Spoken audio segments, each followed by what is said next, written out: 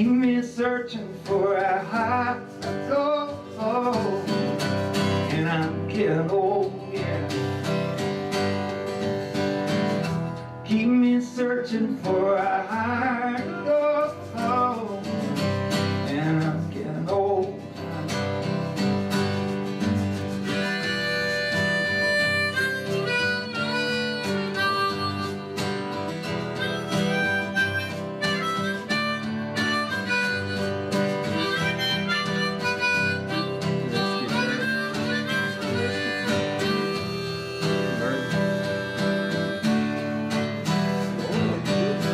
I've been a Hollywood to Redwood, across the ocean for a heart of gold. It's been my mind, it's such a fine line. You keep me searching for a heart of gold. I'm getting old, yeah.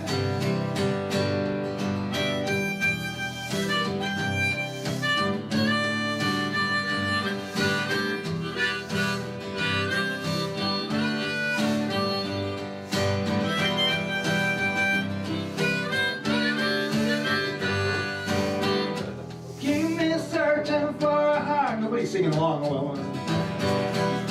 I'm a miner and I'm growing old. Keep me searching for higher gold, yeah.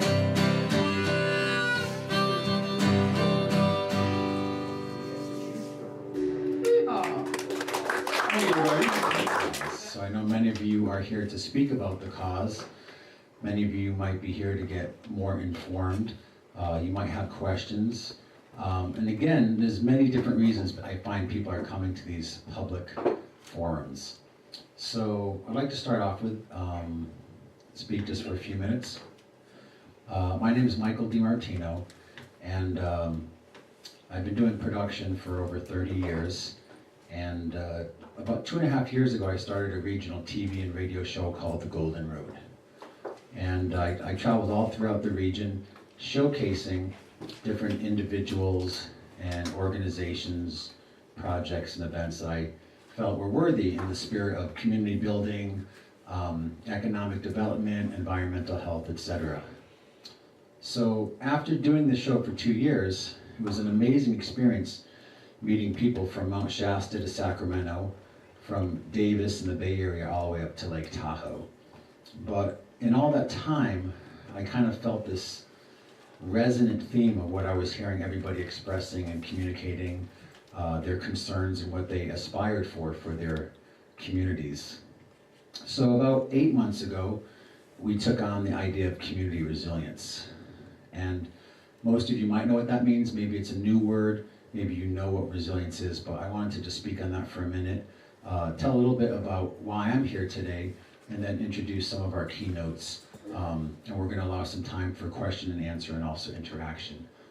But wherever I traveled throughout primarily the Sacramento River watershed, again, people all shared the same concerns and issues, regardless of Republican, Democrat, liberal, conservative, millionaire, homeless person.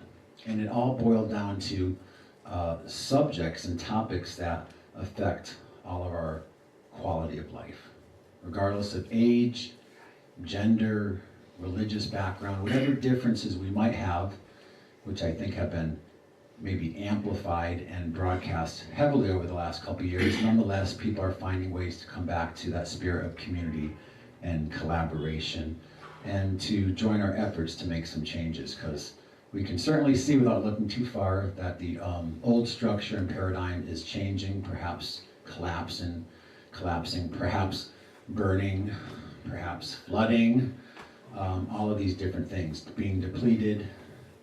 So we took on this idea of community resilience 8 months ago, and we hosted a series of public forums. We did one here in Mount Shasta in Siskiyou County, and actually Billy was here and a few others from the Chamber of Commerce and the Parks and Rec and representatives of the Winnemem Wintu tribe, and it felt really good, like, we're all finding each other. There's a plan here. We did one in Sacramento. We've done them in Nevada City, we've done them in Truckee, in Reading. So what it's brought us very organically to is, wow, there's an incredible network and community of people who are doing good, despite how much the media is trumpeting every day the bad news, right? That there's a lot of good happening. But how do we sift through all that and find these jewels, these people, these organizations that are doing the work? And how can it be done in a way that's slightly vetted and not contaminated by just commercialism or personal or corporate interest? So I'm not here to talk about anything that has to do with anti-anything. And I want to make that clear. I guess someone said they saw something that I'm here as a representative for the Rockefellers. And I assure you, if I had that access to that kind of financial support, which they are also doing resilient work around the world, that we'd probably be holding this at the university, and it would be a larger event. But in light of the reality of things and keeping with the grassroots feeling of what we're all co-creating together, here we are, and I want to honor and thank the Temple of Intention for welcoming us here this afternoon. Welcome. And again, we've done several events here, from Mount Shasta, Parks and Rec, in the park. I've done them at the gallery, Snow Creek Gallery, with Bruce there and many others. So where we're at is we've developed this regional network of media, newspaper, radio, and public television support for this messaging of Golden Road. And now we're focusing on community resilience. Extremely pertinent right now, right? The Delta fire, the Camp Fire, the Carr Fire, I mean, the issue with Crystal Geyser, food, water security, all of these things. And again, I'm not here on a political pulpit today to say that me as myself or the people I'm connected to through this Alliance for Resilient Communities in any way have our own personal agenda. We're all focusing on these community issues. So this is the first of our winter tour. We'll be doing one next weekend in Nevada City, and then we're going to be going on to Truckee, Sacramento, etc. But more importantly than talking and information and patting each other on the back and praising the good stuff, we're here to connect the dots in a whole new way for much more successful efforts in helping to make change. And all of these things we're focused on around community resilience has to do with food, water security, emergency preparedness, health, and economic development. And that's why I always start what I do with a musician and the arts, because arts are a huge economic driver. I know from Mount Shasta, along with the outdoors and all the other regions. So I'll add little pieces to that later, and if you have questions for me, feel free to ask. But we're really excited right now because just doing this, we're launching some major initiatives. One is the source directory, which I'll talk about in a few minutes. Another one is this umbrella that wants to help elevate people's messaging and connect you with others to get higher publicity and more reach to people through media, and that's what we're doing through our productions. And I say we, it's not me or just him or just you, it's all of us. So on that, I want to actually start with introducing someone. I don't think he needs an introduction, but he helped connect the dots as far as me meeting the folks here and helping to put this event together at the Temple of Intention. He's been a huge activist, advocate, ambassador for something positive. So I wanted to introduce, if you would do us the honor to come up and have Louis Elbinger speak for a few minutes. It wasn't too long ago, I think many of you were here when it happened, that I sat right here and talked to you about my running for Congress as a campaign, one of the 7 candidates for Congress to represent District 1 in the halls of the U.S. Congress. I did that because I didn't feel I was represented.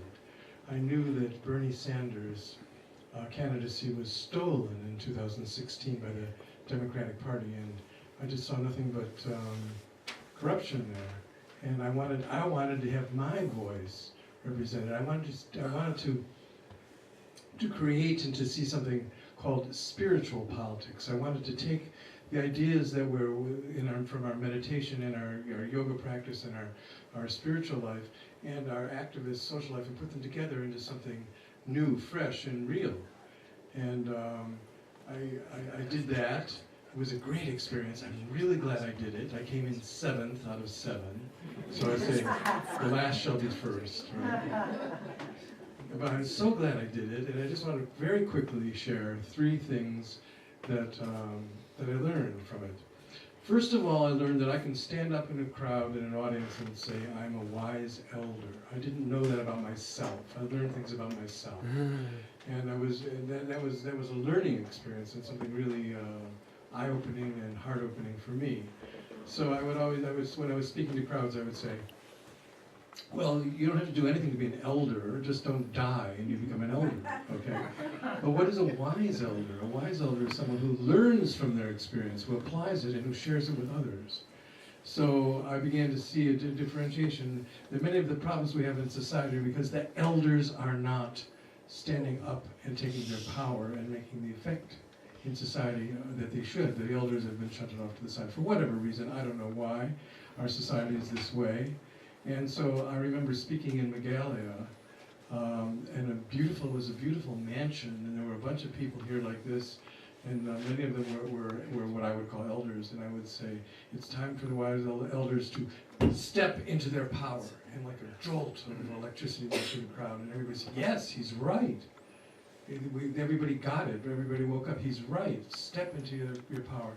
So I learned about myself, I learned about others, and I learned that one of the ways forward is for the elders to step forward and to really take charge and to say, wait a minute, we've been around a long time, we've watched a lot of changes here. It's time for us for our voice to be heard.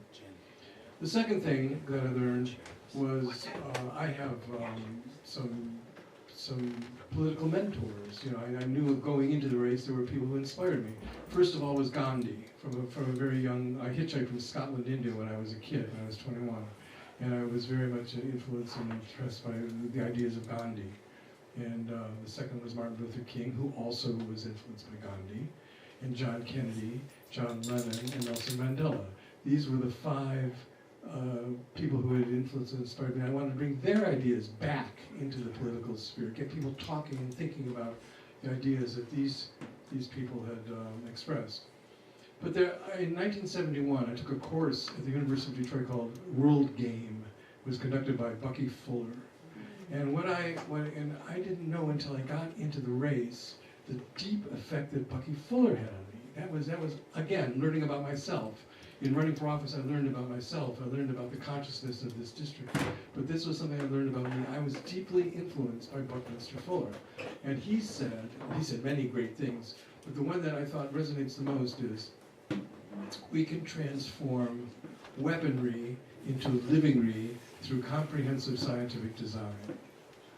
In other words, the same consciousness, the same amount of resources, and the same intelligence that goes into killing people can be put into making people live better.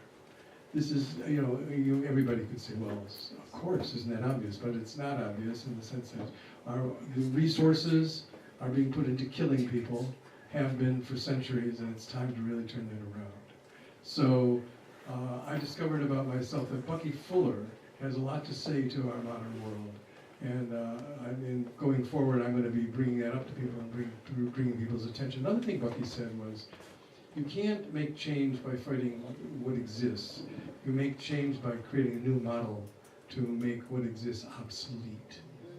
So this business of being anti and being, as soon as I see the word anti, well, every cell in my body says, nope, that's not the way. There's a wonderful story about Mother Teresa. People asked her to come to an anti-war protest, and she said, no, I won't go to an anti-war protest, but if you have a pro-peace protest, a pro-peace demonstration, I'll come. And it sounds like a subtle shift, but it's an important one. It's not what we're against that matters, it's what we're for that matters, and that's why the work that Michael is doing is so important. And the third thing that I learned was that one of the reasons I lost was that people had no idea what I was talking about.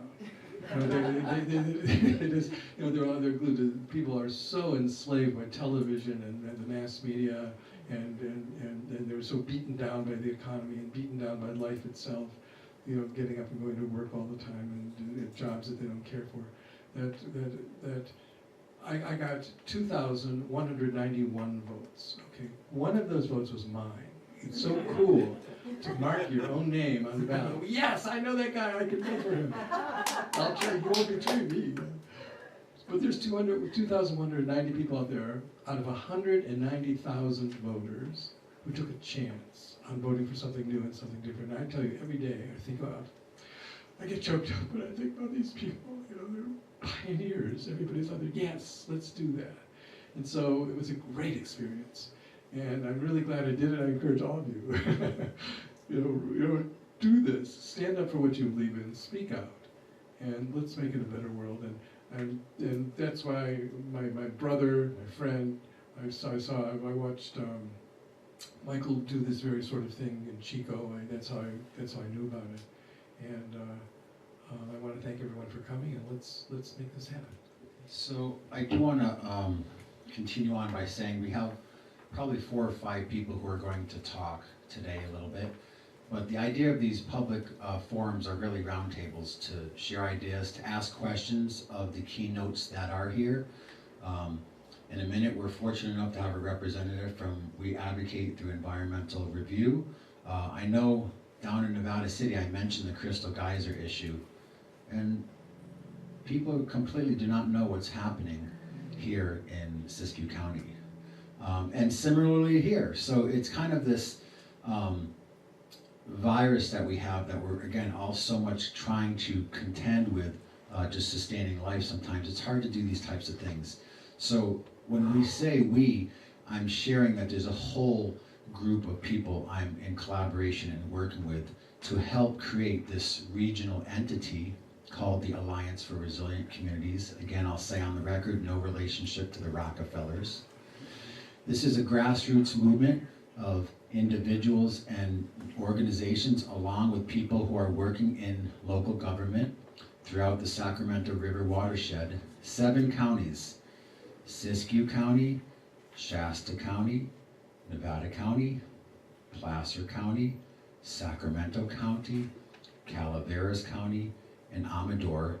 And right now we're adding a few other counties, like where the University of Davis is in Yolo, of people who are waking up to what's happening to our region and are concerned that things go in a way to protect our communities, our health, our environment, and also, most importantly, also our children. So again, this is topics of food, water security.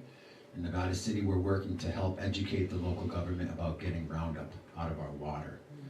400 miles of Nevada County irrigation ditches are sprayed with over 1,000 gallons of Roundup and heavy metals to stop the weeds and also the algae.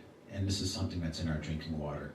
So we all have our issues, but there's universal themes, and that's what we want to talk about today. More than just talking about, okay, we know the problems, we're not here to harp on those. We're here to actually start strategizing throughout the region, to educate people, to organize, to use media to make people more aware, and do these monthly public forums and roundtables.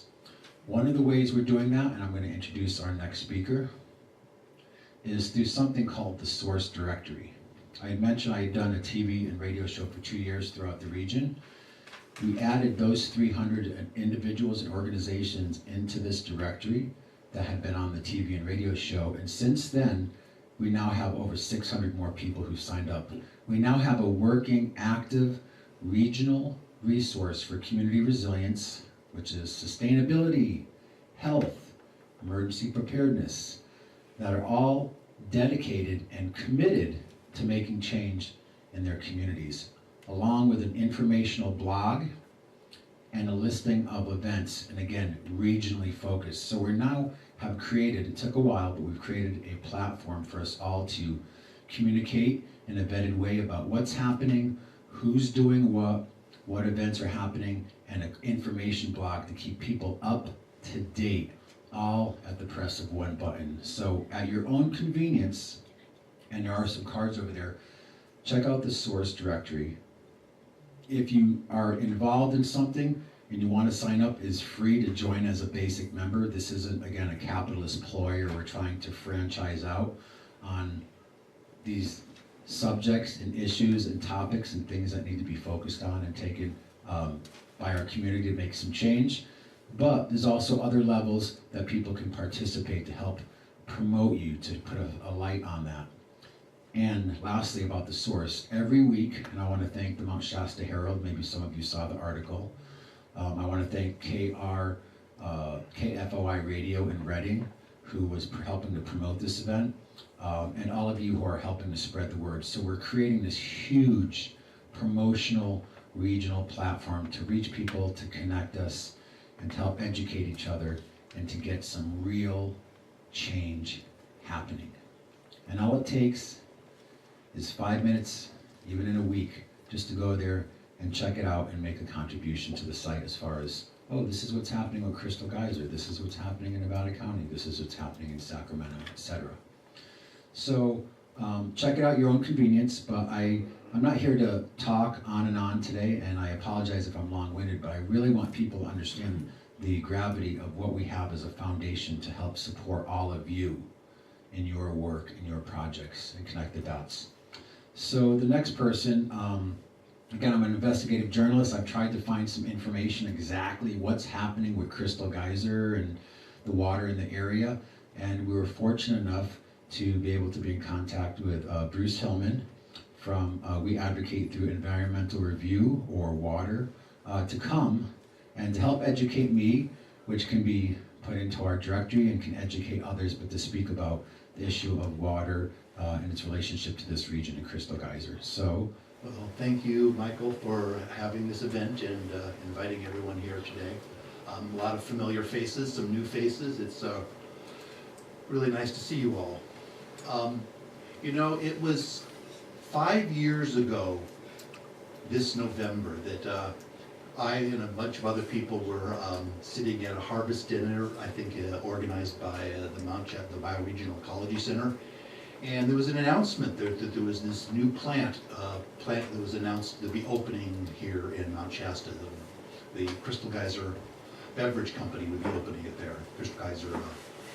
And we all looked around and said, we never heard about this, what's going on here? And we started being very concerned about that this is already an announced done deal. They said we're having a ribbon cutting, you know, the plant's going to be opening in a year, and welcome this new business to our community. And we said, well, wait a minute now, there's been no environmental review, there's been no discussion of the community about what this means, what are the aspects of this thing. Nothing happened. It was just sort of flew in under the radar. And that started me and a number of us in the community down at Odyssey that has lasted way longer than we originally thought. But it also connected us to more people than we ever thought we could be, and opened our eyes to a lot of issues that were happening in this area. And, you know, the issue of, extractive industries and the issues of environmental control over industrial processes in our valley is, something that is really coming to fore here. And so we quickly established and had a number of meetings and called different activists. I was at the time, and a number of other us were involved in the Siskiyou Progressive Alliance. And we were sort of worried about, what this meant. And when we went to the county and found out that the county said, oh, there's no environmental review needed here. The plant has got approval. They can open. This is a previously built building, and there's no need for any studies whatsoever. And we said, wait a minute now, there's a California Environmental Quality Act which says that there needs to be a review of these type of operations to study what will be the effects of industrial water extraction from the aquifer. What is the issue of pollution? What is all of the effects on the sewer system and the discharge of plastics, from this plant. And we started doing letter writing campaigns. We went to Board of Supervisors meeting. We began letter writing and educating the community and educating ourselves as to what was really involved here.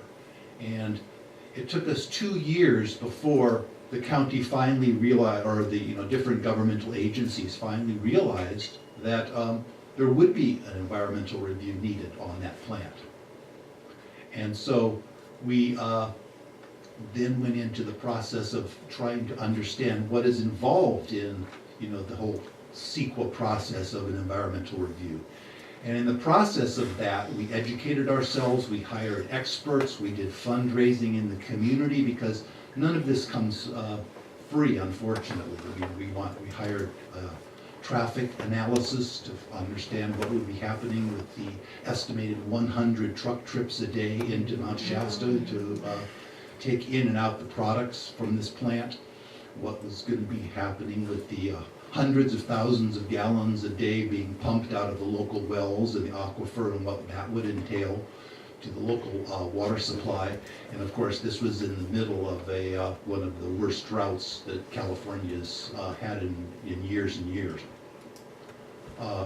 Then there was also the issue of the light pollution, the noise pollution, and then what is going to be happening to the effluent from this plant, all of the wastewater, the chemicals that would be added to the industrial process in bottling the different beverages that Crystal Geyser was planning to do.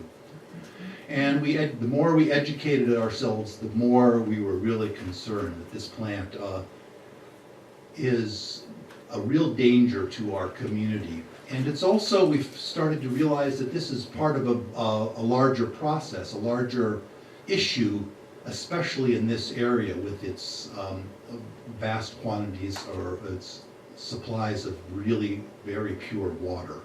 And in this day and age, water is the new gold. And we then started, remembering and what was happening with the Nestle plant that was attempted to be opened in McLeod, which then a number of people in the community began to protest and, wanted to understand what would be involved there. And when a environmental review was required in the Nestle plant, that was back in 2008 or 2005, I think it was.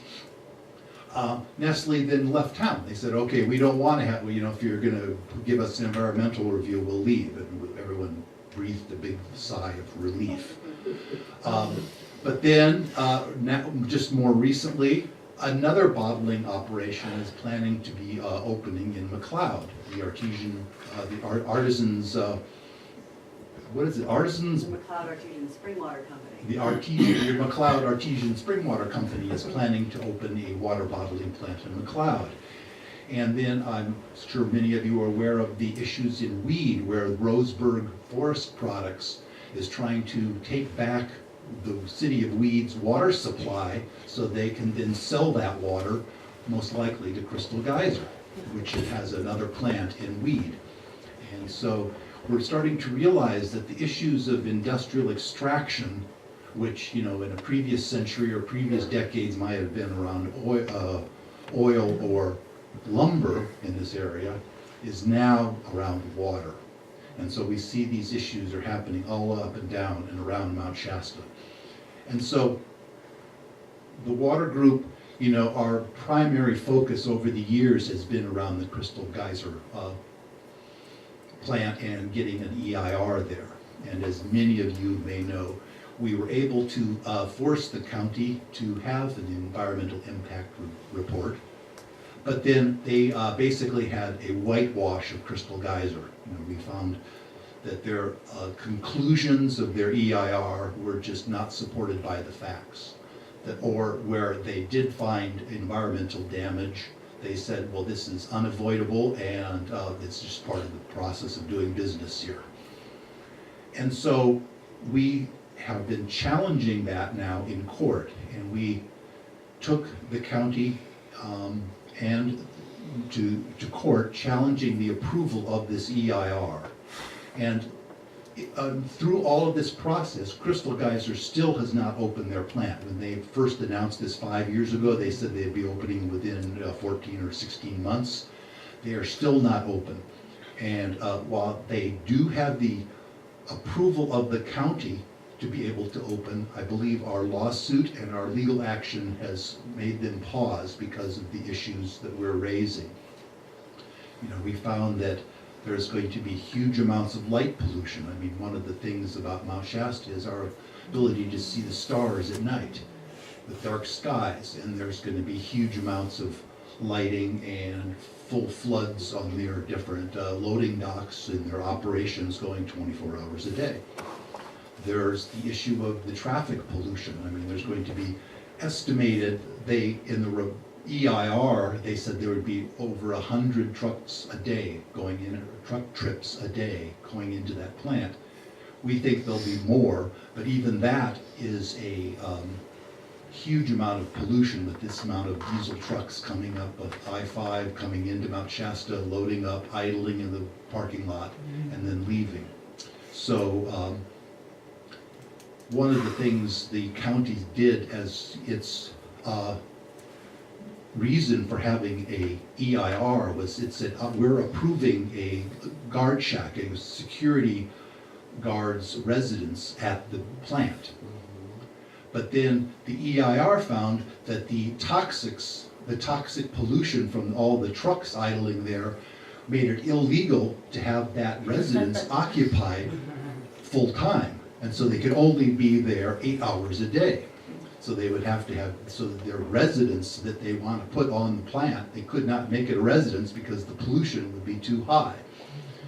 So where we're at now is we've taken Crystal Geyser and the county to court trying to then challenge their approval of the EIR.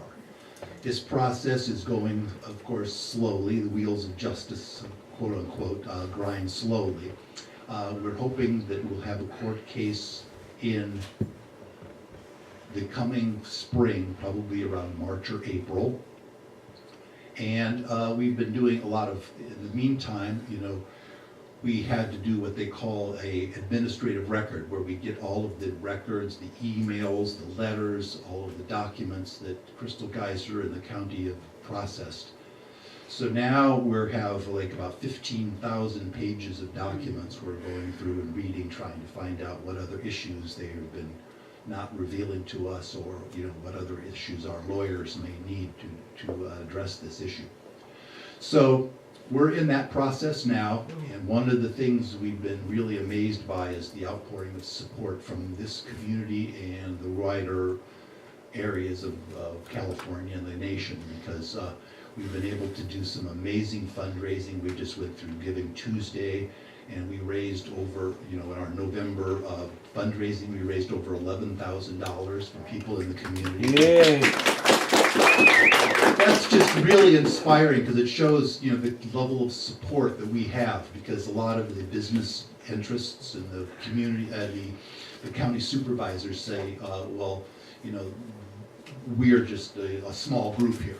But, you know, the amount of support we've gotten over the years, year in and year out, for this struggle has been amazing. We're also doing grant writing, and we've gotten some amazing funds from Patagonia, from Lush Cosmetics, from Resist, and from the Story of Stuff. All have given some really generous donations to our legal fund, because none of this comes cheap. When you get lawyers involved, you know, the money starts flying out the door. So, but you know, I think I want to thank everyone, and you know, if you know, some of you are more familiar than others about the issue of this. You know, it gets rather complicated when you get into the weeds of legal issues and EIR and findings. But you know, I'd be glad to answer any questions. I'm not sure if that's out A question, yeah, are they precluded from opening the plant until after the hearing in the spring? No, they're not. They're not. They were approved by the county, Right. and they could open that. However, they have not made any moves so far to finish their operations. You know, they put in a lot of equipment. They put in those propane tanks, all of the air conditioning equipment, the huge amount of bottling equipment. All of that plant stuff was built a couple of years ago. But they haven't proceeded on getting any of the other permits that they would need for their like leach field, opening the leach field where they want to dump the wastewater into the ground. Yeah.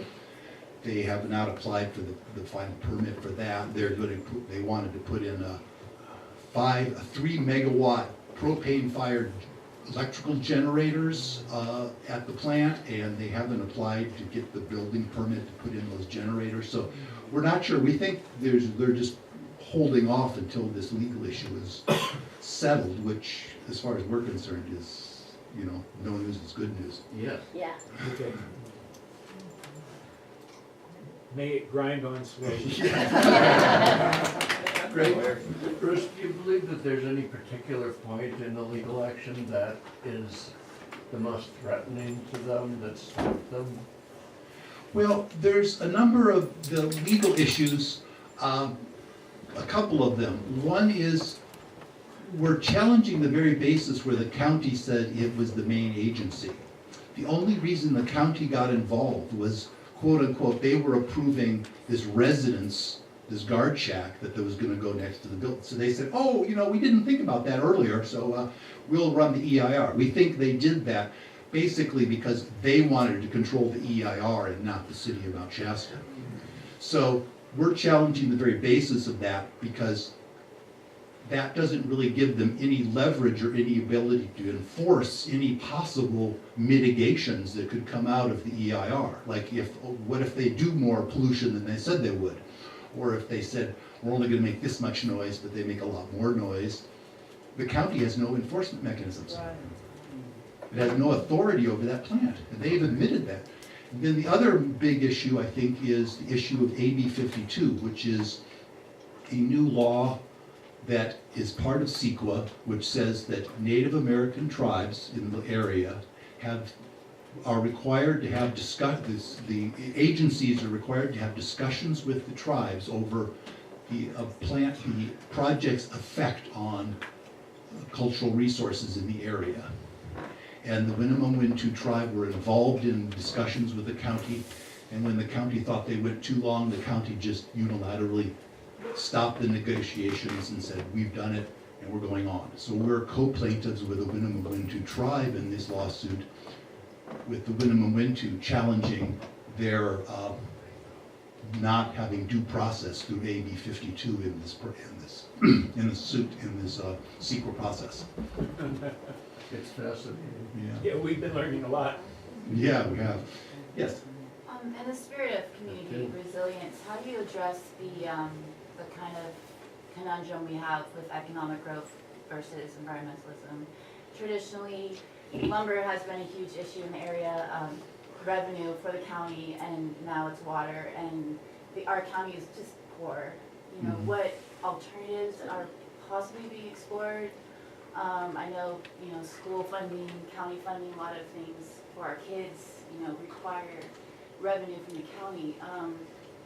And I'm an environmentalist. I totally agree that water should be preserved and everything, but I'm also like wondering, where are the jobs going to come from for working families trying to raise their kids? You know, like, has the county thought about this? Have people been thinking about this? Well, we have been thinking about this quite a lot, because the main issue that the county has been put forward for why this project has to go forward come hell or high water is it's going to bring in its 30 jobs.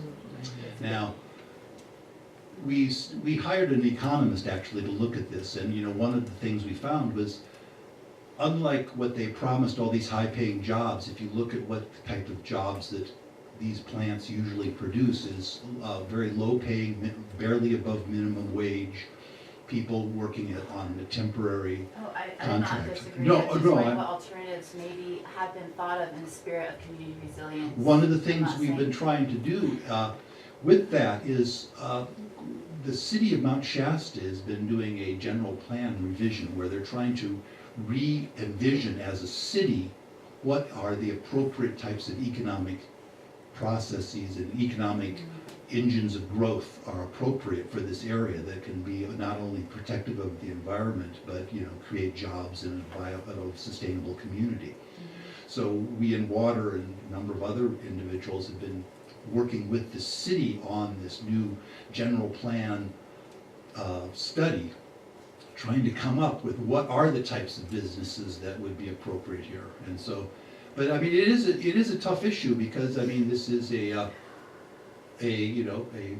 issue of thing where jobs are really important to the community, and we want to have an economically viable community. And we just think that some of these jobs are going to be, they'll probably lose more jobs if there's lots of traffic and industrial pollution. The reason people move here in the first place are damaged by these new industrial processes.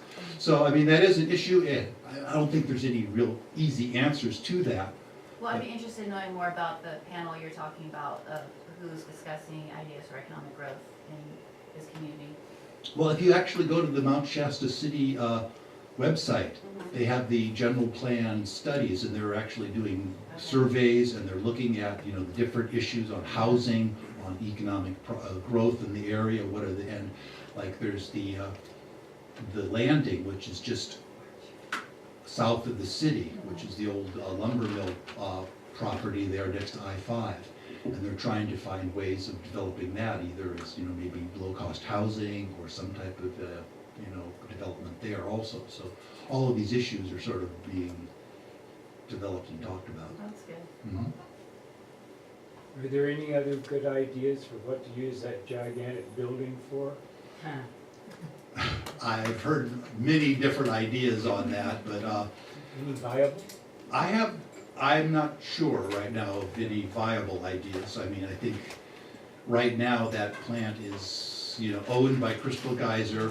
They've put in about $6 to $10 million worth of equipment in there. So I think if they decide to leave this area, then I think it would be really something that our community would really want to get involved with, is like how to redevelop that property and that plant to be something, a viable community resource. We just weren't thinking about it before. There was a No, time you're right. it would've been- Before that, it was the Dannon Coca-Cola plant, and everybody, there was actually a lot of opposition to that plant when that was first went in. Neighbors and people protested, and there was legal threats against the people who were in the neighborhood trying to challenge Dannon going in there. And, they just bulldozed that over and installed the plant. And so, we want to make sure that doesn't happen again. We're glad you're studying the subject. I know that we live in an age, probably not most of you, but I find I speak at a lot of universities, and for younger people, it's hard to focus for more than a few minutes. And I really actually am amazed that not everybody's on their iPhone or computer right now. It's pretty fascinating phenomenon that people are actually paying attention and listening. One of the things I do want to say is through the Alliance for Resilient Community, just an umbrella entity that's helping to elevate all of these issues in our region. We're working with Golden Road Productions, which is my production company that produces events. And everything we're doing is videotaped, everything we're doing is podcast, we're putting it all in public television, we're putting it on radio shows, and we're putting it in newspapers. So that's one of, I would say, the benefits of, I'm doing all this own work, why do I even need to think about another entity? The reason being because we're collaborators and we're trying to help, again, elevate these messages. How many of you remember the Dakota Access Pipeline and the whole movement of water protectors? You know what? I'm sure if this message got out beyond the Lassen Range and to the south here, and even on a national level, that organizations like water are going to be getting more and more attention and more support, because people realize the importance of water, because water is life. So as many people went to the Dakotas, which maybe not even affected them, maybe they don't live downstream from the Mississippi River, people went there in concern. As we know here in California, the Sacramento River is really the lifeblood of the agriculture of Central Valley. There's other things happening in Sacramento with the Delta Water Project, where they want to create tunnels and send all of our water farther south, further and faster. So what we're doing, again, just to keep re-emphasizing, is regional focus, regional county chapters, and within the next month, we're going to have all the different players and projects that are happening in all of these counties that are all dealing with the same issues of water, of economic development, how the arts play into economic development and all these things. So the reason I'm doing this is because I've seen success stories. Have any of you heard about the mill? Yeah, the mill is the 400-acre old, if I believe, Nestle plant with Bruce Berlinger, who came on the show about 8 months ago and turned the Nestle plant into an amazing resilience center where people are starting cottage industries and doing botanical projects and a lot of different things. He's now hosting these huge conferences and symposiums for Google to come up. So, and he's creating jobs and he's doing it with an environmental conscience. So the mill is right over here outside of McLeod. Again, all of this stuff I'm talking about, I don't want to throw out a bunch of information and say, goodbye everyone, have a great life and leave. Everything we're talking about is connected to this source directory. A couple other success stories. I just had Kathleen Halal come to Nevada County to educate us how to ban Roundup in our community. 400 miles of NID ditches contaminated. The schools, the drinking water, the agriculture, the livestock, everything contaminated. So we have to educate the NID about, you know what, there's alternatives to using pesticides and aquicides that aren't toxic and poisoning our community. So we brought up Kathleen Halal from Non-Toxic Communities. She helped ban the use of Roundup in Ventura County. She did it. That's a success story. You know how she did it? She came on the microphone and she said, you know, I'm not an activist, I'm not a radical, I don't even identify particularly with a political party, but you know what I am? I'm a mother. And when I went to the school a couple of years ago and saw them spraying the sports field with respirators and asked the maintenance man, what are you doing? They're like, well, we're spraying Roundup. And she did the research. She found out the truth. And this is not opinion. Anything I'm sharing today, everything that we're promoting through the Alliance for Resilient Communities and the source directory also is backed up by some of the best scientists and PhDs and advisors that we've built over the last 2 years to back up what we're saying. And I'll talk more about that later, but there's been great success stories. So she had parent-teacher meetings at the schools. Parents said, what? They're spraying our kids with what? Oh my God. And they did it. Okay, so there's certain approaches like, well, we decided not to take on agriculture first. We took on the fact that our kids are being poisoned. In Nevada County, we're actually just recently found out that none of the organic farms are organic because they're all using NID water with Roundup.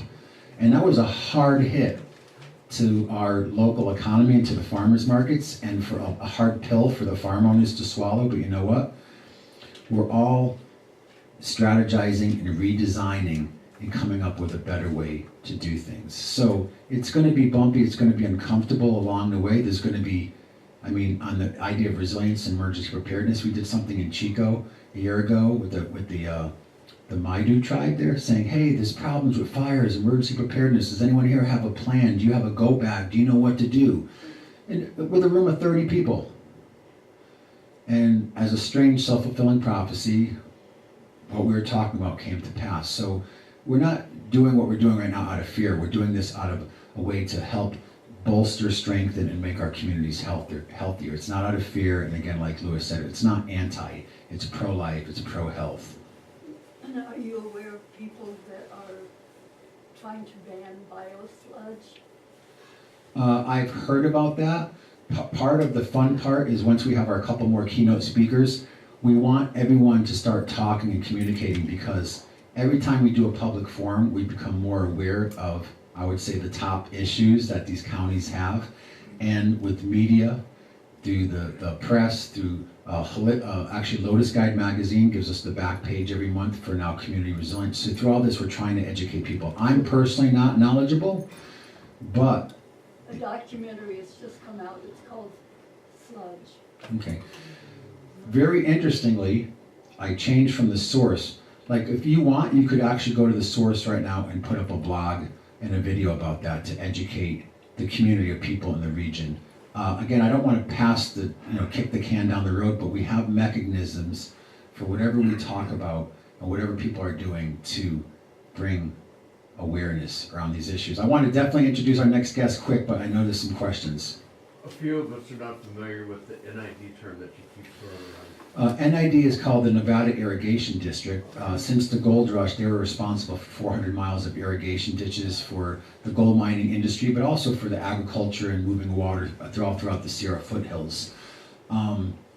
Again, 400 miles of ditches. And we recently, okay, I don't want to get too ahead or too wordy, this is how these forums happen. We did the forum last 2 months ago. And right after that, the water scientist who was there is like, I never knew. He lives in the county and he never knew. So we went out and pulled a series of water samples from several sites, including a spring. And we sent them into one of the most credible full spectrum testing labs in the United States at the University of California, Berkeley. And in about 5 or 6 days, we're going to have the results. Part of my trip here is I'm out pulling water samples while I'm here as part of this forum to send these samples to the lab to make available through our common informational blog, network, and event listing through the source directory. I'm doing this as an individual who cares, right? We're not funded by the Rockefellers. We don't have a big elaborate corporate agenda.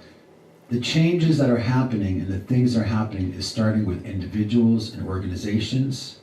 But as mentioned, we have to partner and educate and find sympathetic ears to the people in government and the decision makers that are thinking profit before people. And I really respect that Lydia brought up the idea of economic development because it's a big real issue that people are dealing with. So, none of these things we're gonna wave a magic wand and they're gonna change or go away.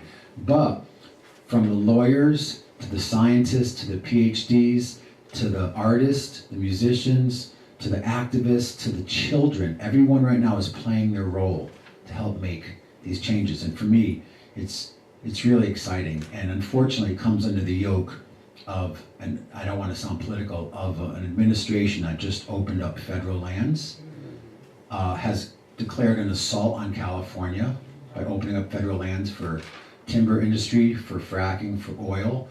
And as we just found out, they're now exporting coal out of the East Bay, where hundreds of trains are coming through California with coal, even though Governor Brown said, we don't want coal in California. He says, well, we're going to do it, and then if you kick us out, we'll use the military ports.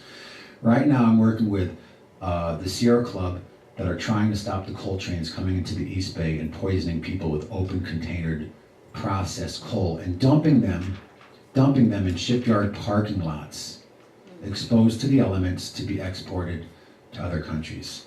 So on some level it's like, oh God, it's so sad, there's so much happening, what can we do?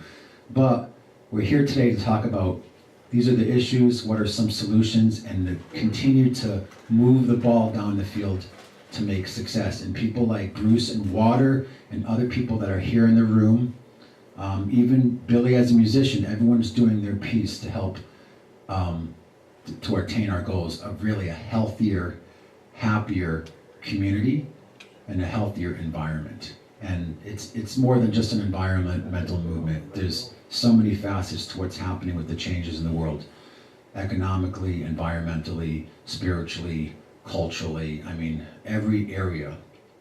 What are the water sources that you're using for these tests? The water sources, we're taking them from various places. Some of them are from wells. Some of them are from springs. Some of them are from actual irrigation ditches. Part of the problem is, and I don't want to go on a science tangent, I really want to get to our next speaker, but in Nevada County, they only test the water the day before they put in the Roundup and the heavy metals. And then they say, well, it washes through the system. Okay, well, let me confer with my water scientist and my permacultural expert and see what they say. Oh, well, don't you know that actually still gets into the groundwater and it still affects people's wells? And, oh, by the way, oh yeah, it all washes through the system right into the Sacramento River, into the Tuolumne River, and then where does the Sacramento River go? Out to the bay, and then where does the bay go? Out into the Pacific, and it just feeds the whole Pacific Gyre, which is a beautiful other issue that actually we have great news about, and there's a blog, because there's been hundreds of millions of dollars right now donated to the Pacific Gyre cleanup. I'm not affiliated with that, but again, we're just trying to think global, but let's act local. And even Martin Luther King said he started the civil rights movement in the front pew of a church. He didn't try to do something that took the whole world on. He just started with a face-to-face human connection, because I'm not here to change minds. If we can actually touch people's hearts and help them know that there's options to the way things are working, because we know they're not working, then we can actually get some traction and have some success stories. And there's already a whole line of success stories. So I've talked long enough. No more questions for now. We're going to have time to socialize. But I want to introduce our next speaker, because some people who are doing a lot took the time, they took the risk, right, to come here today and share the news of what they're doing. So, and even more than just the keynotes, we're here to have a roundtable and talk and meet each other and be productive today. So my name is Angelina Cook. I work with the McLeod Watershed Council. I moved here about 13 years ago, fresh out of grad school in Monterey with a master's in international environmental policy, specializing in climate change and renewable energy. And back then I just figured everybody was on board with our greenhouse gas emission crisis, and that we were all going to be moving in the opposite direction as a society. And I got up to Mount Shasta, and boy oh boy was I wrong. I learned right away about the Nestle's effort to build the world's largest water bottling plant in McLeod. And I thought, what a horrible idea that would be. So I just got involved right off the bat. I wrote a grant to fund a cost-benefit analysis to show that the costs associated with this plant were likely going to outweigh the benefits, because it was clear that from a policy or an environmental angle, that was not going to win the day. It was all about economics here. And that, at first I was very resistant to that idea, but over 10 years and really seeing how challenging it is to make a living in Siskiyou County, and how important that economic issue is for everybody from the 4th, 5th generation loggers to the new age self-proclaimed enlightened yogi masters. Like, everyone needs to have a house to live in and know where their meal's coming from in order for us to feel a concern, much less feel like we could do something about restoring our environment. So I was bummed to see this gal just leave, because I really want to talk to that economic question. At the top of the Sacramento River, Mount Shasta, as I'm sure most of you are aware, is the crown jewel of California's water. We are at the top of the Sacramento River, which is the aorta of California. It is the primary vein of fresh water that delivers lifeblood to this state. And Mount Shasta, even though it's geographically small compared to the Sierra Nevada, this is a volcano, and it holds massive amounts of fresh water in its mysterious volcanic aquifers. But we have a huge lack of data. We have no idea how much water is actually here. And in the good old days, it didn't matter, because we had so much snow every year that it would recharge those aquifers, and we could rely on that to feed the Sacramento River, which again is the aorta of California. It is the primary source of water for this state, which is essential for any semblance of economy, is water. So when I moved here 13 years ago and got involved on the Nestle plant, right away it was like, what? Okay, so we've spent the last 50 years, 100 years decimating our forests. Now we've got these third, fourth growth forests that have honestly been hammered. Our forests, as majestic as they can appear, they're not the way they used to be. These are different forests now. And in order to envision for Siskiyou County, what can we do with our water that won't repeat the mistakes of what we did with our forests? These are the hard questions. This is what this generation is here to answer. And it is not easy, it is not quick, and it takes a lot of people involved, getting involved in whatever little way, whatever your passion is, whatever your skill is. If you're a musician, if you're an artist, if you're a doctor, if you're a firefighter, if you're a school teacher, if you're a janitor, if you're a bus driver, we all have something to contribute to this new paradigm, this new way of relating with the elements, with this new economy that does not just serve the human agenda, but also reciprocates Mother Nature for the amazing blessings that she provides and makes our lives possible. So I want to talk for a minute about the term resilience. Resilient in its most pared down form means the ability to rebound from disaster. And that sounds great, but in order to do that, you have to be self-sufficient. That means you need to know where your water is coming from, you need to know where your food is coming from, you need to know where your heat is coming from. And this comes back to the economic opportunities of the time that we're in. Once upon a time, communities, we did not exist very far away from water bodies. And now we have these giant cities located in the desert where they have to convey water over vast distances. These cities should not. They never were meant to exist there, but because of human ingenuity and our kind of domineering approach to economic development, we have created these enormous monstrosities that they're not supposed to be there. They won't be there forever. They haven't been there forever.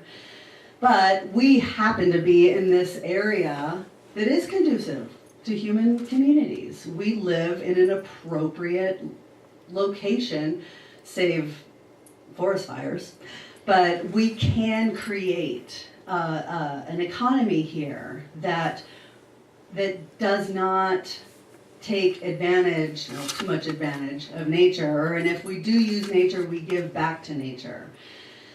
So for me, this whole Mount Shasta area, the upper Sacramento, the top, this Northern California zone, like this is a very potent case study.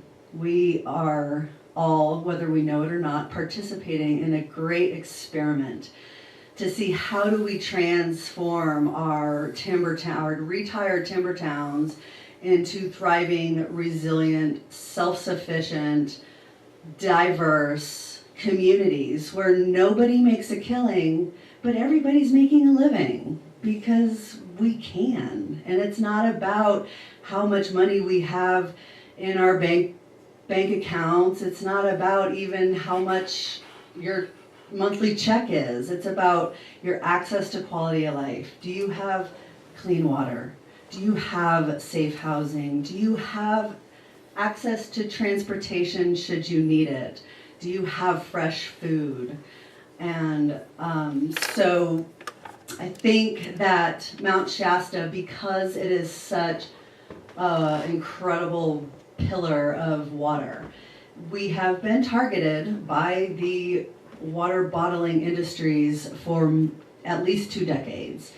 And they are taking advantage of this incredible endowment of fresh water that we have and then leveraging our political predisposition against regulation as well as our economic desperation to come in and say, oh, we're going to offer you 20 jobs. Like, you got to take this deal. It's the best you're going to get. And it's a total lie. And so when we're looking at the economics or talking about jobs, we have to remember the jobs that they're promising are false. We cannot rely on this false promise of jobs. The water bottling industry, it's not the timber industry. It's highly automated. They are not going to produce the type of jobs that are going to bring more kids to our schools much less gonna provide enough revenue to our community so we can get out of this disadvantaged community status, which is what they qualify us as disadvantaged communities. So we've got to get creative, honestly, and we've got to start working a little harder than we're used to. I think my generation, I'm Gen X, I kind of, was born into a time where I was like, all right, well, I see that the corporate factory model isn't working, but I didn't really have an example of any political truth or something that I could get behind. So we have to get creative, and we have to be entrepreneurial, and we have to be really cooperative, because the solutions that are waiting for us literally right beyond the horizon, it's not something that one of us is going to come up with and just say, I'm starting this new organization and we're going to do this.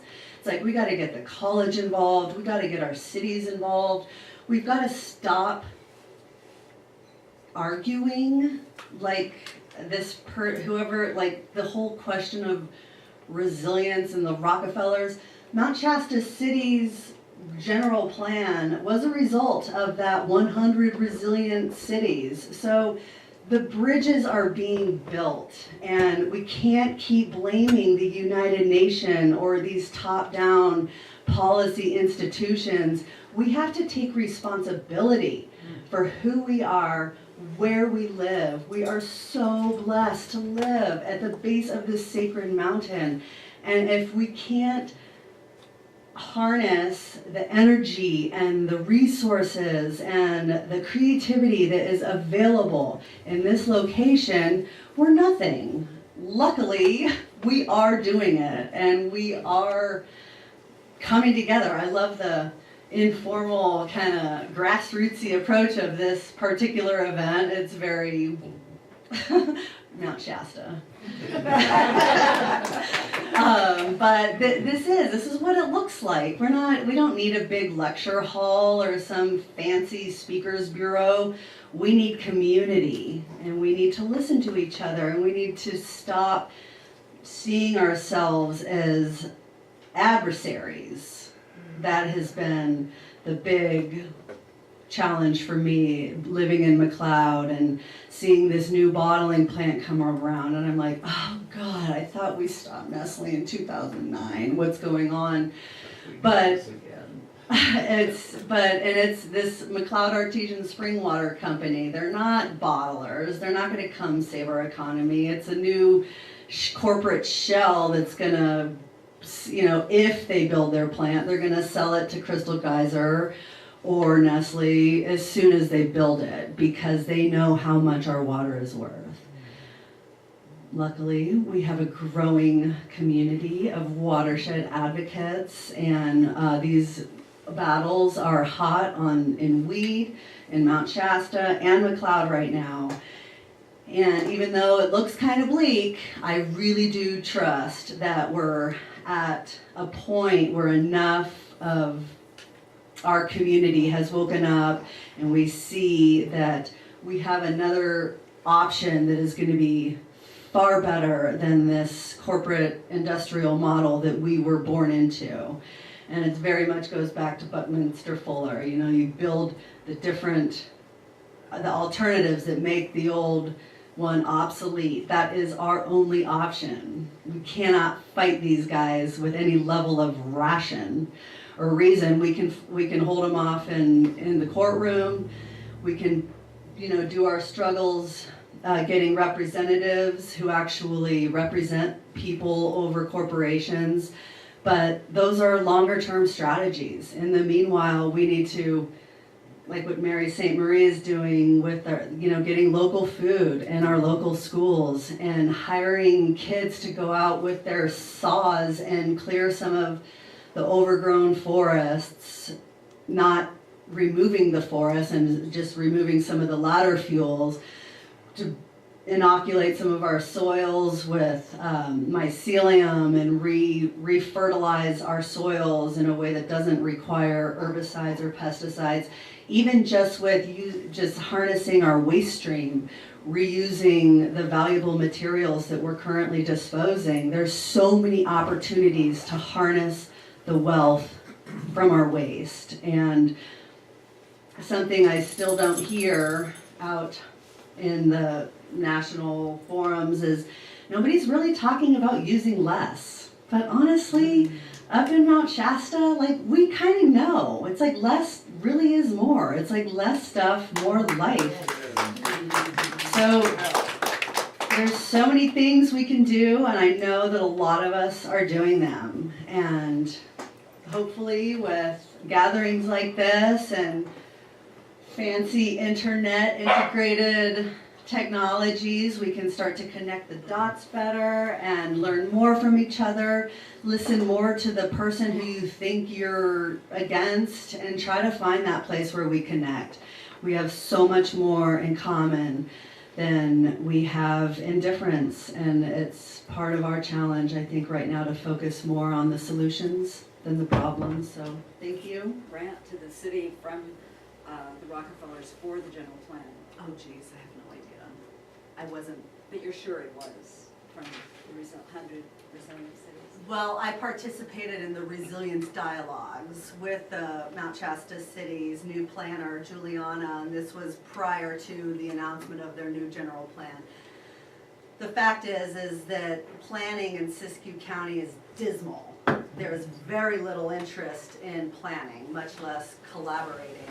And so at the time, bless her heart, it was a great opportunity for Mount Shasta to get some funding, to look at their general plan, which, you know, is 20 years overdue for a rewrite. And so I don't know how much they got, but that the resilience dialogues led to the rewrite of the general plan. So now Mount Shasta City is going to be the second city in California to have a specific water element in their general plan, which at the very least will give us the data we need to, or at least mandate the data so that we can start making decisions using science. We haven't done that for a long time. So it's like, it's hard to make good decisions when you don't have any real data to use. So personally, instead of getting all freaked out about any kind of conspiracy theories coming from above, I'd way rather see us leverage this opportunity for what it is, get involved in the general plan rewrite, have it reflect what our community wants. Juliana is very open to it, and if the Crystal Geysers of the world get in there and tell her what to write, that's what she'll write. But if the grassroots community who wants to see a healthy forest, thriving rivers, clean air, get in there. So it takes a lot. I think democracy is participatory. It's not a spectator sport. It takes a lot more than I was taught. I had no idea I was going to have to be going to city council meetings and speaking up, but that's what we're asked to do. So it's a great opportunity. I just want to follow up on that. Juliana's, the city planner's original proposal to the planning commission did not include having a water element, a separate water element. And there were several of us from We Advocate for Our Environmental Review and other community members who went to those public hearings and said, what do you mean there's going to be no water element? This is a huge, huge issue here. It's the biggest issue here. Yes. And a water element has been put in. That is going to be in there now. Yeah. And the importance of that democratic participation in that process is what I want to highlight with that statement. We've got to be there. We've got to show up, and we've got to speak up. Yeah. Yes. Even if you got to bring your knitting or whatever you got to do to sit through it, just go. It's like, this is America, people. Like, we're supposed to be participating and speaking out, especially informed. When we're informed, we have even more of a responsibility to speak out. Not only speak out, but follow through. It takes a long time. I showed some of the counties where our region is affected throughout the Sacramento River watershed, and he really brought to light why this area is so important. Besides, we all live here, but it really is the lifeblood of California. And there's projects that are happening in Sacramento you might not know about, and there's things happening there they might not know in Sacramento. So from the glistening, snow-capped peaks of the Lemurians, or whatever beings and interdimensional entities live here in Mount Shasta, or whoever lives here, to the halls of what's happening in Sacramento. I mean, I just recently attended the Roundup rally there with some of the top speakers in the country. Dr. Michelle Perot, who wrote a book called What's Making Our Kids Sick. I went to a Roundup rally and there was about 60 people at the state capitol who were concerned about Roundup. So, it's not always how many people show up, it's about the quality of the people and what we do with the information. And I love how you hit on so many great points about the science, because what the Alliance for Resilient Communities is offering, which is just an umbrella, again, we're trying to bring the messaging out, we're trying to connect our region, and we're putting up the people and the projects and organizations that are making a difference. It's not even about ARC. We're just an umbrella to help share the messaging, and that's why we call these roundtables. It's not people up here dictating or pontificating or making decisions. It's just opportunities for us all to gather. I'm doing this because its time has come and it has to happen. I'm born and raised in McLeod. I moved to Weed in 1968, and I've been there, spent 3 years in the Army, came back, and I've been there ever since. What I want to share with you today is kind of take you on a time frame. And first of all, I think this building, I was here when I was 7 years old. But anyway, I want to take you real quickly. In our situation in Weed, we've in 1909, that was one of the first written documents that the water was given to the Weed Lumber Company for their plant and the people that were living there. And there was at that time, even at that time, there was some verbiage regarding if there wasn't a mill there any longer, the water would be reallocated. So over the years, it's come down. In 1932, that's the last adjudication, that it was 2.0 cubic feet per second was given to the Weed Lumber Company for domestic and municipal uses. Domestic and municipal uses being the #1 priority for the use of water, the beneficial use of water. And at that time, who cared about water? But that it was given to the obviously given to the name of the company because the company owned the town, but for domestic and municipal uses used in the township of Weed. So in 1961, Weed incorporated. At that time, the city was developed and took in 600 homes that were owned by International Paper. So with these homes, you would think the water came with it. Well, through some dealings and some, actually at one time in 1961, I've told the story that in 1961, the city of Weed was actually getting ready to lease that water to International Paper to guarantee that they had water for their plants. Because at that time they had a large sawmill, a very large planing mill, a very large box factory, and a very large plywood plant. Over 750 union jobs at that time. So in 1966, the city, rather than the city leasing the water to to International Paper, the water was leased to the city of Weed for 50 years at $1 a year. The reason being is that at that time, the International Paper needed that security of having that water for their plants. You know, it's a massive amount of lumber coming out of Weed at that time. But what I want to get to right now is I want to take us up to 1982. In 1982, we had an Angel Valley Market was owned by my good friend Jim Taylor. We had a Safeway, we had Phil's Market, we had Grtv's Market, we had several other markets. We had 5 bars or nightclubs. We had 11 softball teams, men's softball teams with several co-ed on top of that. But things were happening. We had, late in, well, not late, in about May of June, we started getting some new people coming into the company. A fellow named Rob Pardo became the manager. And we had Ed Dos Remedios who was in charge of something else. And there was just a handful of them. We really actually thought, wow, they're putting these young people in, and it's going to be, you know, they're going to do something great with the company. Well, in fact, they were young, and they were hired to come in and shut the plant down. Okay. So this is 1982. So in I think it was in June or July of '82, they closed the doors.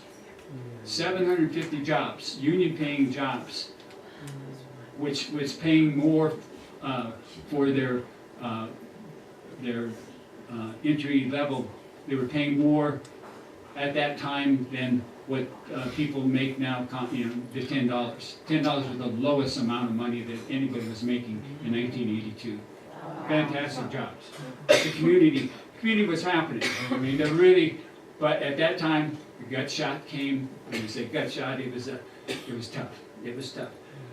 But so getting back to water now, in 1982, I brought some documents and I was going to circulate them, but I think we're running out of time on that. But in 1982, I have a letter from the Water Master to International Paper stating that 2.0 cubic feet was the international paper had agreed to a verbal agreement that 2.0 cubic feet was going to go to the city of Wee, and another 0.65 out of, that was out of Bohans, excuse me, for the city of Wee, out of Bowles Creek, another 0.65 was going to go to the golf course, and they were finished. What International Paper was doing at that time was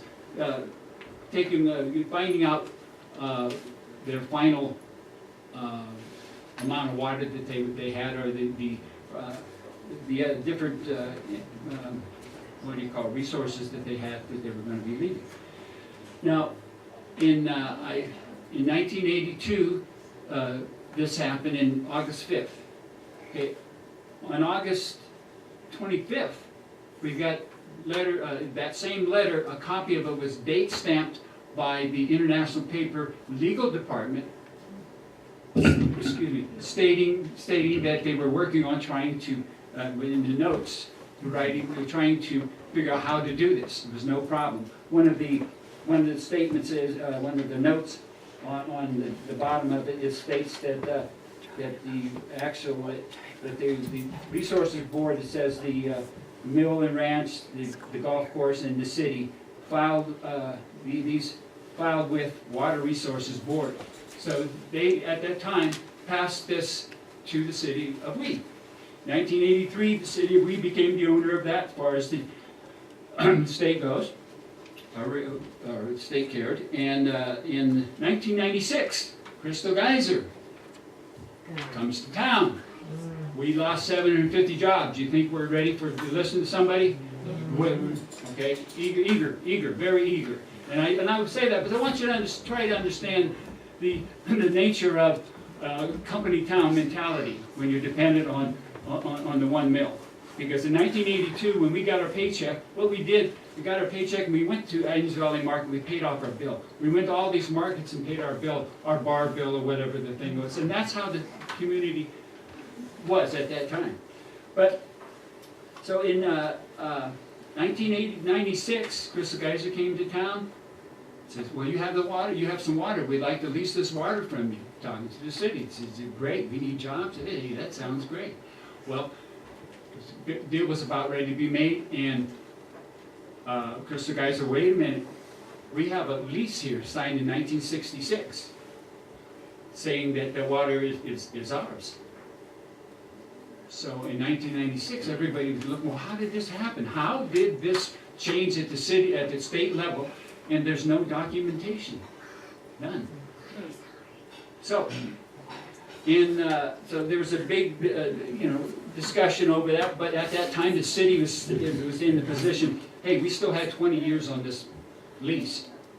Where we still had 20 years. We're not going to worry about that now. 20 years. Who cares? Well,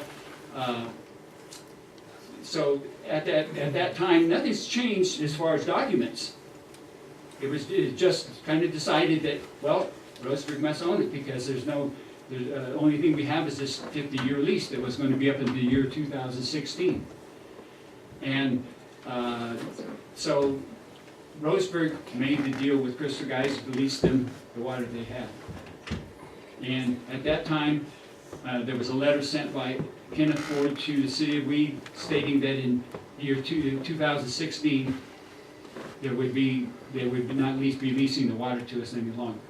So at that, obviously, and we find out later with dealings with the owner of Crystal Geyser, well, obviously there was a deal made at that time that in 2016, Crystal Geyser was going to take this water that we had, the 2.0 cubic feet, and use that in their plant, and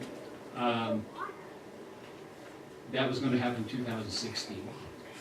And no action was taken by the city. I mean, we put it off. 2011 rolls around, we start talking about it. And at that time, I'm on the council, and I know nothing about water. And what I'm finding out is it's a very, very new package as far as water. Nobody really knows what's going on. What you need is a doggone lawyer who has the money to say what it really means, how to interpret the water law. So anyway, the city was looking at I was trying to encourage them to fight for their rights, and there was quite a few members that thought, well, they really aren't going to take our water. They're really not going to do that. They're not going to take. We've used this water for over 100 years, 110 years. They're not going to take our water. Well, in 2014, we started trying to negotiate with them, and at that time they said, no, we're not going to lease it to you. We're not selling it to you. You're out. You have to get off this water. What are we going to do? Obviously, to replace that water, it's going to take 2 wells to replace that much water, plus a backup well in case something happened to one of those wells. So we're talking at least $500,000 to $1.5 million per well, depending where you're building, where you're drilling. So what we're looking at there, as far as a small community, a disadvantaged community, we're looking at replacing that water with well water is going to cost us at least $20 a month. I could say $40, I think I'd be in the ballpark. So at $20 a month, that's $240 a year for each household. So we have over 1,000 customers. So that's $240,000 that's going to leave a disadvantaged community every year. In 10 years, that's $240,000. In 10 years, that's $2,400,000 that's going to leave the community. We're not going to buy a piece of bubble gum. We're not going to do anything. That's just going to happen. So, trying to get people stimulated to fight. It has been very difficult. Some of us, there's just a few of us, and thank God for a lot of you here are the ones that are in our city council meetings and supporting us. And if we didn't have those numbers, we wouldn't be where we are right now. But I want to get back to the. So in there's no documentation in 1996. In 2016, we find the original document from the Water Master to International Paper with this agreement. It was in a fellow's garage. Wow. This fellow happened. His name was. His name's Howard Neal. He was the resource director for International Paper when they did this thing. Okay, now he became Roseburg's head engineer. He died.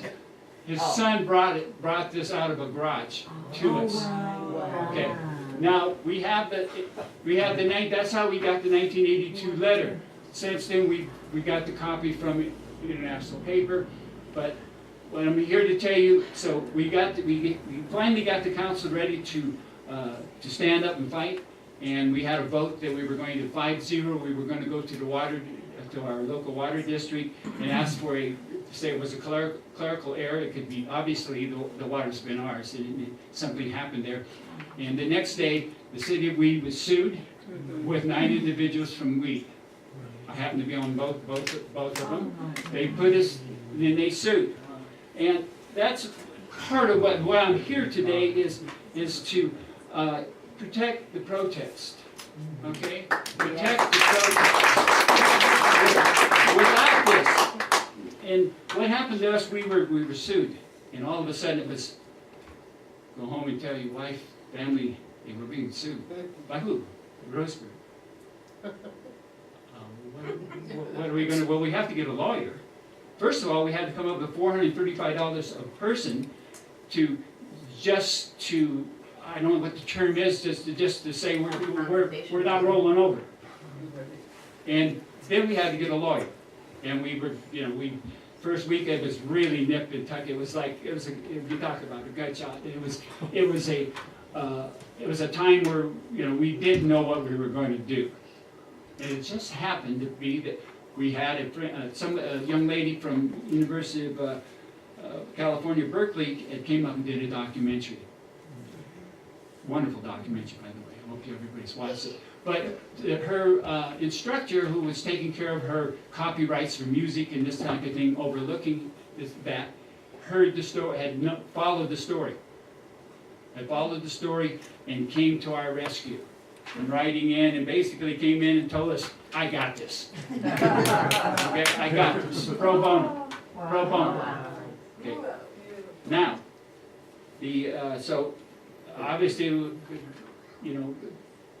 being simple of people that we are, it was kind of went over our head. Well, we're okay. Well, we went to court, and it was decided that the judge basically said it was the foolish thing to do is to sue these individuals, but it was decided in our favor, but they appealed it. Okay, so that goes on. Okay, here's the story. The story is about appeals. Then what it comes to is money, right? The longer you stay in it. Where the city of Weed is right now is that we are in a situation where we possibly may have to try to buy what we already own to get out of this. We're weighing, because we're talking about legal fees. We've already paid, and I don't have the number for you, but I can honestly say I know we paid over $800,000 for legal fees for a disadvantaged community, just to stay in the game. Just to stay in the game. Now, where we are right now, it's still being appealed, but what I want to get to now is, like I said, it went over our head. Hey, we were just about shut down. I mean, what they wanted, they said, they basically said that we were saying that the water was ours. And we were saying that, we were saying it's not yours. We're saying it's the city of Weeds. We need to hold claim to it. But it's called a SLAP lawsuit. Strategic lawsuit against public participation. Okay, this is big on the horizon. We actually went down to a forum and Greenpeace put on in San Francisco, and this is when all of a sudden the light went on. Oh, this is a big deal. This is a big deal. So we went down to this forum down on the ship down there in the bay, and then it's listened to some people from Wikipedia, and there was several large. Mother Jones is being sued. Greenpeace is being sued, and what they're doing is putting these people that are trying to fight for us, they're putting them in court, and it's just about money. It's not about a judgment. It's not about judgment. It's about time, because that's how they win. So I'm here to talk about the need to make sure we protest. While we were in San Francisco, ironically, our president made the statement to the effect that maybe protest shouldn't be legal. Yes, he said that. He said that there was a protest going on, and he thought that maybe they shouldn't be legal. Now, like I say, I'm here to try to wake people up to understand how they're going to come after us. How they're gonna take our First Amendment right is just basically saying you can't afford it. You can't afford it. You can't afford to say this. And we need to do something about it. But we're still in the fight for the water. We still have some aces up our sleeves, or some pressure that we're going to be trying to put on Roseburg, because I am at the point, really tried to be civil about this, but I'm at the point now to tell you that it is an immoral act that they're doing on the city of Lee. Immoral. I want to finish up with the resilience. I'll finish up it real quick. First of all, we're talking about economic development. I wish the young lady was here too. She left too early. My take on it is, what we need to do is understand our labor force. We have to develop a labor force. If we build it, they will come. But our labor force, and how we do that in schools, each and every one of us, even because we don't have a kid in school doesn't mean we're still not responsible for that school. We need to stand up and develop some programs that will work. And you have some kids or young people that are turned on about how to work, how to do the work in school, and that will come down as far as our labor force. So, but we have to look at a labor force. The other thing, back to the water. We all know basically what happens is the water comes down, it goes onto the mountain, and the snow, it stays there, and if it rains, it bleeds through, it's made of giant rocks there, and it just goes through the process. The water that we drink, they say, is 50 to 60 years old. That is last time it saw light. That it's come through the. Now, what I want to do, what I want to pass on here is this idea of resiliency. Is I've lived here for all my life. In the last 50 years, there's been less and less and less snow on that mountain. Okay? Less snow on that mountain in 50 years. So in 50 years from now, and I'm a lay person here, and I'm laying these things out so we can hopefully we can get geologists to get involved in this. But just for 50 years, what is going to happen in 50 years from now? We don't know, but there's a good possibility if this mountain of water is coming down, if the level of that water is coming down, and our springs are becoming less and less. The volumes become less. That we have months when it rains that it increases, but it's not that snowpack that we have year round. Literally, I grew up in McLeod, right? From October to June, May, you had snow. And if I can remember, I've told the story many times, on the 4th of July, I've been on the north side of the house, we have a party, I'm breaking up the snow melt that's on the side of the house, and the north side of the house. So that's 4th of July. So that's in town of McLeod. But my point, and the other thing is, I want to, and I'll finish up with this, is that we definitely want to think about 50 years from now, but we want to know what does this water do to that mountain? We know there's a core there, a volcanic core of lava. This water seems to me, logically, it's being cooled. The water's cooling that lava. So it's not, coming, possibly, I don't know. But those are two issues here that I really think we need to look forward to try to find out these answers before it's too late. For us, most of us, it's okay. But we have a responsibility to look at this, to find out what's going on. And thank the higher power for, there are a lot of people starting to look at this. But we need to understand that it's just developing. It's something that's been here forever. Another point about water is there's only one water. In other words, the molecule that landed in a snowflake for your great-grandfather in Iowa could be the same water molecule that lands on your driveway today. In other words, it just moves. Either it's in ice, in liquid, or it's in vapor.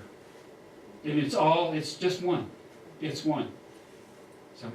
Can you tell us what a normal citizen could do to encourage the city of Lee to keep up the good fight and keep hold of your water? Suit up and show up. That's it. Suit up and show up. We need to get involved. We're going to be doing, there'll be a public notice going out on our next move during this next week. We would love to have as much participation as we can, and I really can't get into specifics right now because as a group. And I also want to let you know that I'm not speaking for the city of Weed, nor the Water for the Weed citizens. I'm just here as an individual today. But I think most everything I said, I think I've said before, with either group. But suit up and show up and learn, understand. I think, and it's been hit on a couple of times, understand that in today's world, I mean, there are corporate entities that we have, that as a council person, I feel obligated to work with. But there is these answers about, the answer is in negotiating. The answer is in working together, influencing people to care and to do the right thing. And it's not about directing, it's about influencing. It's a wonderful word, it's influence. It's almost like water. That's how it really is up to us to influence the people that can see. Not everybody can see. The fable, the Emperor's New Clothes. I mean, to me, that says so much about how simple-minded we can be until somebody says, "Oh, he doesn't have any clothes on." It's not an invisible robe that he has on. But, Wow, thank you, Bob. So I know people have been sitting for a while. We only have a few minutes left as speakers, and then we're going to have some music, we're going to break bread, we're going to get to talk with each other. What I'm hearing, because these are more than just lectures or talking heads, this is a round table, right? We're all interacting, we're think tanking, we're sharing ideas. I think the idea of doing a national call for water protectors to come to Mount Shasta next spring, with the support of my production company that has produced events for up to 8,000 people. We have owned sound systems and staging, and we work with a lot of people internationally to produce events.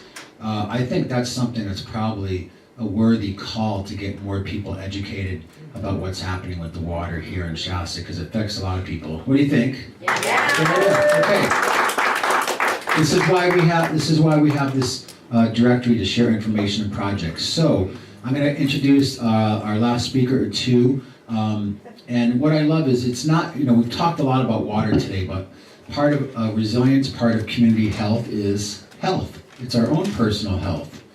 And needless to say, I know a lot of people who are activists and protesters who are really unhealthy because they're so engaged constantly in this good fight. And again, we're not fighting anything. We're trying to raise awareness about our options of a system that is broken and doesn't always work the way it has or it's supposed to. And our next speaker is one of those people that's actually doing that, and she's a holistic health practitioner here in the community. She's been patiently waiting, and she's another person that I connected through with this luminous being. And I want to introduce a homeopath from Gold Hills Homeopathy. She's going to give you some health tips and a little bit of insight about how we might be able to feel a little better, have a little more energy to do the work. And I want to introduce Gloria St. John. So don't worry, I'm not going to talk to you about homeopathy, because most people have no idea what it is. That's okay, that's another job I have. But I want to talk a little bit about how we can't be resilient if we're not healthy. Healthy is defined, has been redefined as way beyond the absence of disease. It's vibrancy, it's the ability to respond, to cope. But I also want to suggest and introduce an idea you may not have thought of. There was an old saying back in the 70s, the personal is the political. I was always a little confused about that. But in health, it's true, because we are actually all one. And I'm glad somebody down here mentioned that we ought to look at some of the suggestions that are so blithely, trippingly from the tongue suggested as ways to make us healthier. Medicare for all, single-payer health system. I want to tell you folks, the rearrangement of money does not produce health. Thank you. I love saying that. The first time I thought it, I really got excited. I'm like, that is so true. Because what produces health is using nature, is working with your vital force, is working from the inside out, not the outside in, to heal. I may be preaching to the choir here, I really don't know, but I'm going to preach anyway. So first of all, I'm going to say it's not really a confusing landscape, this whole health thing. There's only two parts. If I had a whiteboard here, I'd go, here's one, here's the other. This one is called conventional medicine, okay? It has only two tools, drugs and surgery. Oh, lots of tests and things you can go through, but in the end, when it's trying to do something for you, it only has two tools. And those two tools are chemicals and surgical interventions. And sometimes we need that, of course. At least surgical intervention might be needed. The second box contains everything that is called, I call, natural healing. The word holistic was on our agenda, but I don't use that word too much because it's a little confusing. People even confuse it with homeopathy. Holistic, the H's, you know. I say natural healing, and there's lots of ways that that can be done. It can be done through naturopathic doctors, chiropractors, acupuncturists, and homeopaths, and many other ways. But the important thing to understand that these are two completely different paradigms. This paradigm, the natural healing paradigm, operates from the inside out, and when you use and herbs are over here too, I forgot to say that. You use any modality over there, and this second box, you are going to end up stronger and healthier and more resilient in your attempt to overcome perhaps your strep throat, your bladder infection, your poison oak, whatever, than if you went and got a cortisone shot or an antibiotic. You're going to be a more resilient person, and that's the beginning of where the personal gets political. And I'm even going to be able to relate this to water. Anybody want to take a guess how many prescriptions are filled in this country each year? A number? Do I hear a number? 1 billion. That's way low. A billion is 4 billion prescriptions filled in this country every year. Many people on 17 to, you know, really, I'm not doing my part. Are you doing your part? So somebody's doing more, right? Many people on 17 to 20 prescription drugs at a time. And I want to tell you something else. I bet all those people pee. And guess what happens when they pee? Here's the water, folks.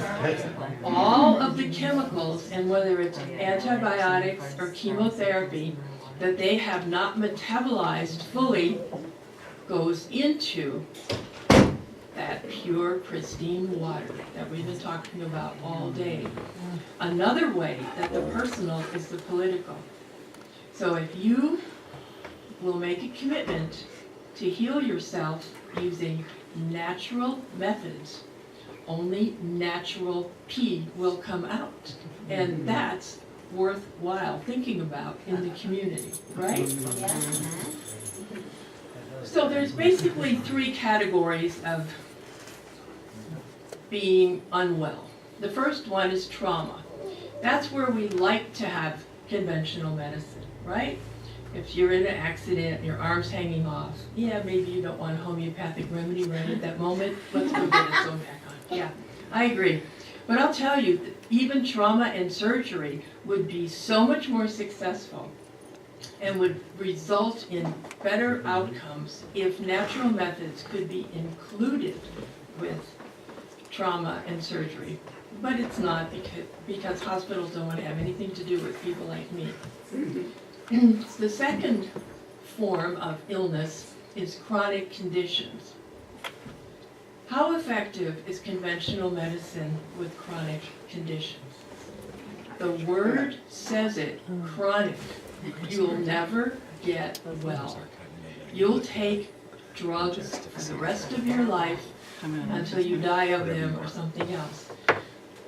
They don't believe that you can heal from a chronic condition, but I'm going to tell you, you can if you use natural methods. And they have to be serious natural methods. You know, if you have a serious disease, you need to have a serious practitioner and a well-trained practitioner and a modality that works. But chronic conditions, folks, can be overcome.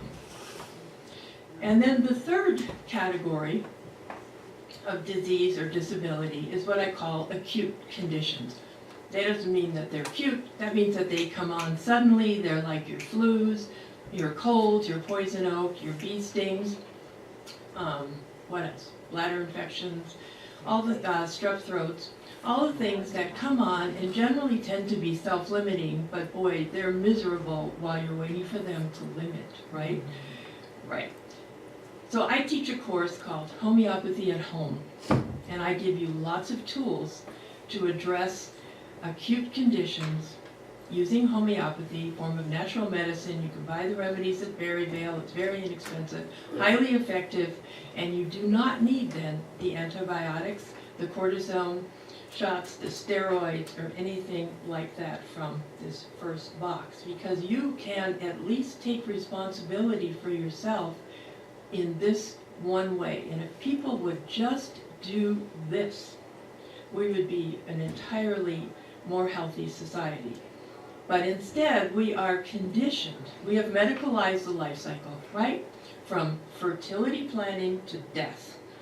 There is not a time when we are not trained to be dependent on an authority for the thing that is the most intimate, our very own self-care.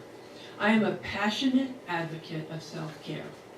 Absolutely lunatic, okay? Because it is so important and it is completely overlooked in our society. We are trained from cradle to grave to be dependent on a medical system. And in case we even don't want to be, the economics of it force us into it, right? Because we have insurance. Right, and if you go to a homeopath, I don't take insurance. If you go to the ER, they do. And then you'll get their drugs, and you'll say, well, I had to do it that way this time, you know? But I really want to encourage people to think about the fact that the personal is political in terms of taking care of yourself. And to do the favor that we can do to the whole community by being as healthy as we can, as resilient as we can, and as chemical-free as we can. It's really something to strive for. So in order to do that, we have to challenge our beliefs. You know, a while back I wrote a book. It was about doctors who changed the way they practice medicine. They switched from conventional practice to more holistic methods. And some of the doctors had I really had heard it from the belly of the beast. And I've also worked in the healthcare field, hospital administrator, clinical administrator, public health consultant. I've been over there. I know how they think. But one of the doctors I interviewed for my book said, when patients get off their knees, doctors will get up from their knees, doctors will get off their pedestals. Right. So it's a reciprocal relationship. We have to do our part.